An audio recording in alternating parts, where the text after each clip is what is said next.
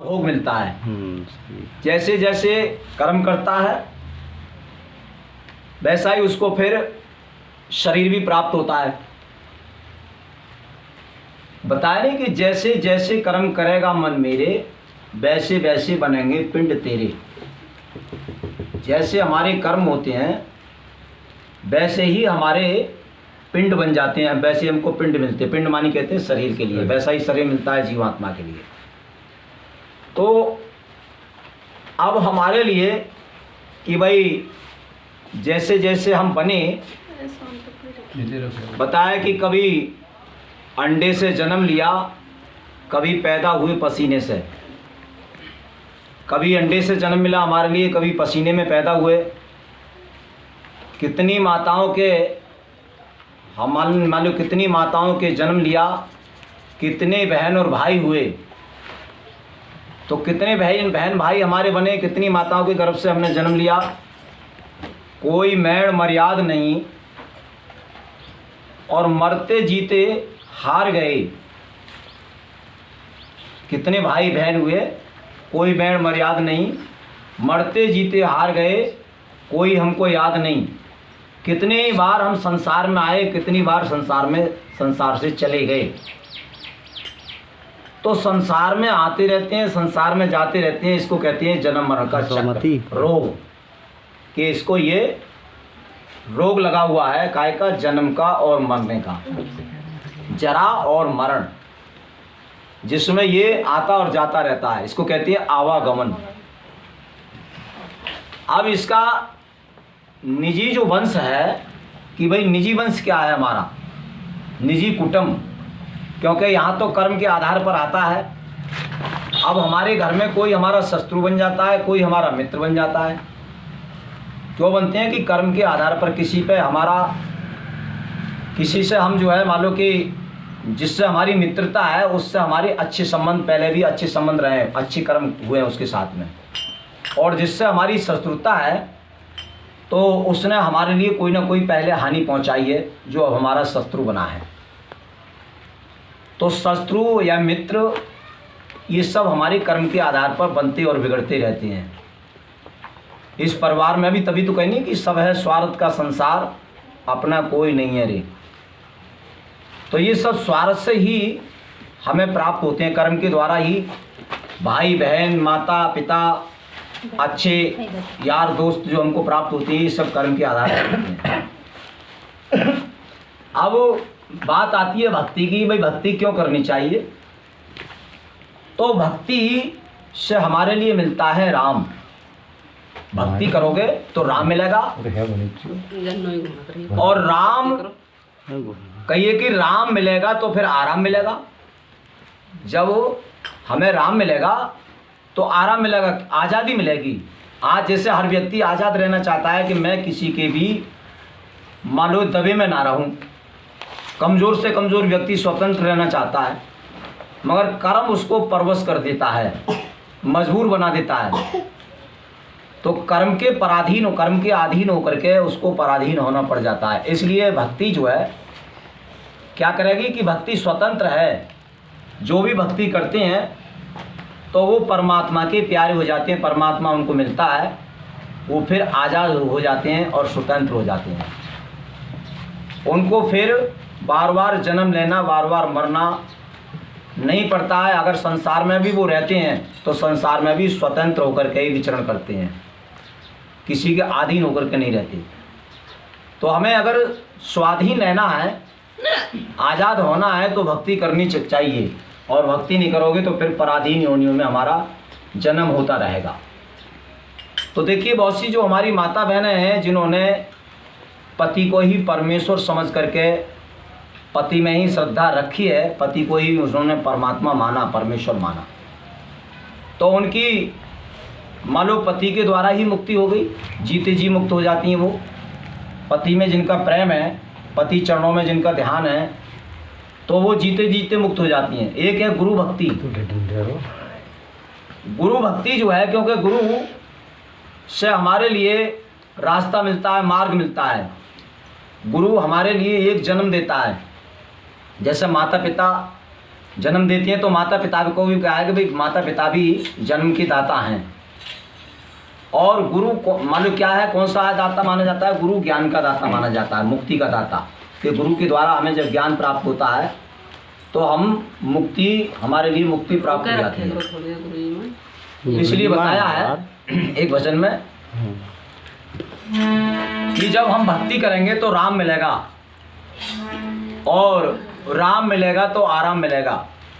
अब हमारे देखिए, जैसी जैसी जिसकी भाषा है, किसी ने उसको गॉड कहा है, किसी ने उसको ईसा कहा, किसी ने उसके लिए बुद्ध कहा है। बुद्ध तो जो है मालूम कि ये महापुरुषों के नाम है। जैसे महात्मा बुद्ध ने क्या कहा? महात्मा बुद्ध ने कहा है निर्वाण और परिनिर्वाण। निर्वाण पद है और परिनिर्वाण पद है, यानी जैसे हमारे यहाँ परम पद और अमर पद। तो अमर पद और परम पद जो है उसी को निर्वाण और परिनिर्वाण, शून्य और महाशून्य, इस नाम से, परिनिर्वाण के नाम से भी महात्मा बुद्ध ने कहा है कि वो परिनिर्वाण पद है जिसमें गया हुआ जीव फिर वापस नहीं लौटता है। जब महात्मा बुद्ध जैसे शरीर को त्याग रहे थे तो उनके शिष्य ने, आनंद ने कहा था, बोले भगवान अब आप जा रहे हैं तो जैसे आप हमको यहाँ मिल रहे हैं वैसे ही आपके दर्शन हमारे लिए वहाँ हो सकते हैं। तो उन्होंने कहा कि इस रूप में वहाँ नहीं होंगे, कि मैं अब महाशून्य में जा रहा हूँ, परिनिर्वाण में जा रहा हूँ। तो परिनिर्वाण में जाकर के कोई भी चित्र किसी का नहीं मिलता है, क्योंकि वहाँ पर विचित्र है, तो उसमें मैं इस रूप में नहीं मिलूँगा।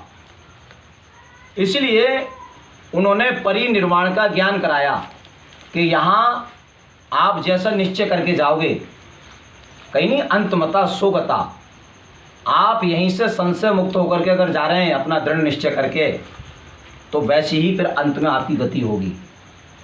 अगर आप संशय में भर करके गए हैं तो फिर यहाँ से जो है आपकी संशय मरने के बाद में ख़त्म नहीं होगी। इसलिए जीते जी हमें अपनी संशय को मिटा लेना चाहिए। जीते जी ही मुक्ति मिली है जिसको भी मिली है। चिंता, भय और शोक से जो भी मुक्त हुआ है वो इसी जन्म में हुआ है, मरने के बाद में कोई नहीं होता। इसलिए कहिए कि जीवत पावे जीवत खावे जीवत मुक्त निवासा, और मरने के बाद में जो मुक्ति बतावे झूठा दे विश्वासा। मरने के बाद में कोई मुक्त नहीं होता। जो जीवन मुक्त हो गया है वो मरने के बाद में ही विधि मुक्त होता है, और जो जीवन मुक्त हुआ ही नहीं वो मरने के बाद में विधि मुक्त भी नहीं होगा। इसलिए बताया कि गुरु में दृढ़ विश्वास हो, नाव न डूबे कोई, और कबहू शंका ना करे सच्चा सेवक होए। जो सच्चा सेवक होता है वो कभी गुरु पर शंका नहीं करता, और उसकी नाव कभी डूबती नहीं है। भगवान उसकी रक्षा करता है, उसका कर्म फलता और फूलता है। जिसका गुरु पर विश्वास नहीं होता है उसका कर्म कभी भक्ति फलेगी फूलेगी नहीं, उसकी भक्ति क्षीण होती रहती है। तो इसलिए बताया है एक वचन में, गुरुबिन भवने तरे न कोई, चाहे ब्रंच शंकर सम होई। है कोई भी गुरु के बिना तरा नहीं है। जिनको भी मुक्ति मिली है गुरु के द्वारा ही मिली है। गुरु के द्वारा ही जो है उन्होंने पतिव्रत धर्म को जान करके, सनातन धर्म को जान करके वो पति में सती हुई। तो बता रहे हैं एक भजन में, अरे पत्थर पूजो पति को छोड़ कर तुम क्यों नहीं शर्माती हो। पत्थर पूजो पति को छोड़ कर तुम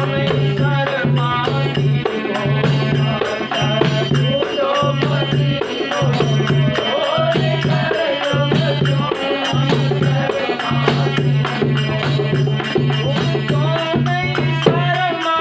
पति को छोड़ कर तुम क्यों नहीं शर्माती हो।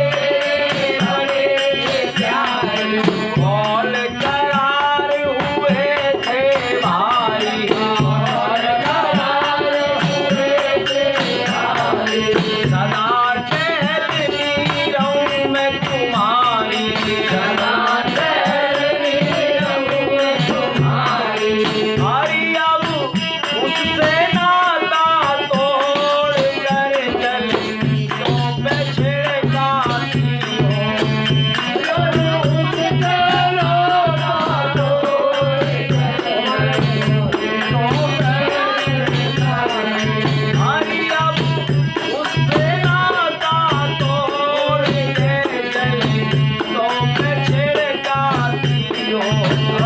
अब उससे नाता तोड़ के चली तो कैसे खाती। हरि अब उससे नाता तोड़ के चली तो पिछड़ जाती हो। हरि अब उससे नाता तोड़ के चली तो पिछड़ जाती हो। अगर तू जो पति को छोड़ कर तुम्हें क्यों नहीं शर्माती हो। अरे तू जो पति को छोड़ कर क्यों नहीं शर्माती हो। सब नारी आओ घर घर से, सब नारी आओ घर घर से, देखो ईंट उठा कर से, देखो ईंट उठा कर से। जैसे उसमें मंदिर में अपने आप हमने मूर्ति पधारी, अपने आप मूर्ति बनाई, और मूर्ति जब बनाई जाती है तो जो मूर्तिकार होता है वो उसके मानो ऊपर पैर रख करके तब गढ़ता है उसके लिए है। तो इसीलिए जो है वो तुम्हारे सामने ही मंदिर बनाया गया है, मूर्ति भी पधारी गई है। फिर उसमें प्राण प्रतिष्ठा भी तुम्हारे सामने हुई। अगर प्राण प्रतिष्ठा का होने के बाद में अगर उसमें प्राण पड़ जाए तो फिर वो मूर्ति बोलने लगे। अगर ऐसा नहीं है तो हमारे लिए जो हमारे अंदर मौजूद है परमात्मा, हमारे हृदय में जो हमारे प्राण को जीवन दे रहा है, हम उसको भूल गए और पाषाण पूजने में लग गए। तो पाषाण पूजने से हमें शारीरिक थोड़ी बहुत सुख मिल सकता है, मगर हमें ज्ञान नहीं मिलेगा। तो बिना ज्ञान के बताया कि बिना ज्ञान के ये मनुष्य पशु के समान है। ज्ञान होने पर ही जो है ये मनुष्य बनता है। जब तक मनुष्य ज्ञान नहीं हुआ तब तक ये अज्ञानी है और पशु के समान माना गया है। तो इसलिए बताया कि जिसमें तुम देवी देख रहे हो उसमें देवी नहीं है, क्योंकि कच्ची ईंटों में जब बताया कि भाई कच्ची में अगर घुस गई होगी तो जब भट्टा में ईंट लगाई जाती है तो फिर वो जल जाती है, और पक्की में घुस नहीं सकती देवी। इसलिए जिसमें तुम देवी को देखने जा रहे हो वो देवी नहीं है, देवी तो तुम स्वयं हो। अगर अपने स्वरूप को जान लो तो तुम स्वयं देवी हो। तो चुड़ैल भी अपने आप ही बनती है और देवी भी अपने आप बनती है। जब देवी जैसे कर्म करेगी तो ये देवी है, और जब ये मानो कि चुड़ैल जैसे काम करने लगती है तो फिर इसको चुड़ैल कहने लगती है। तो बता रहे हैं अरे सब देवी आओ घर घर से,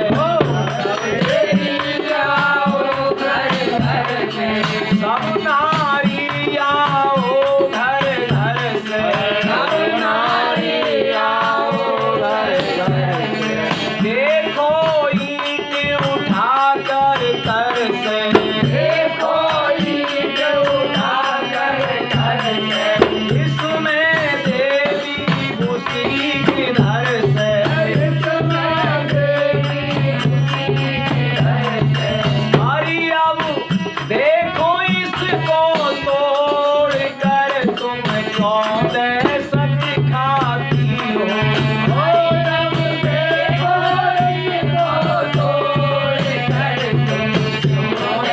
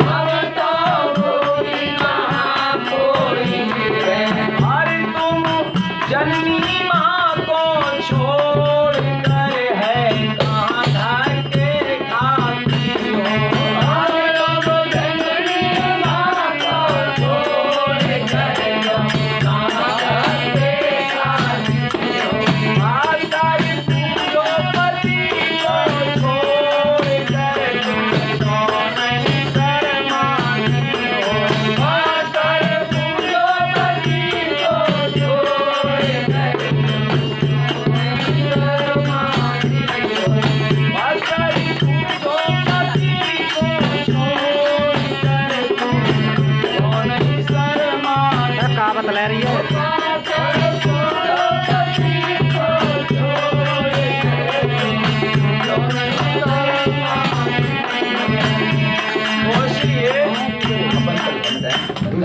अपन बटन दबा दो। हाँ बस। दूसरी जोड़ी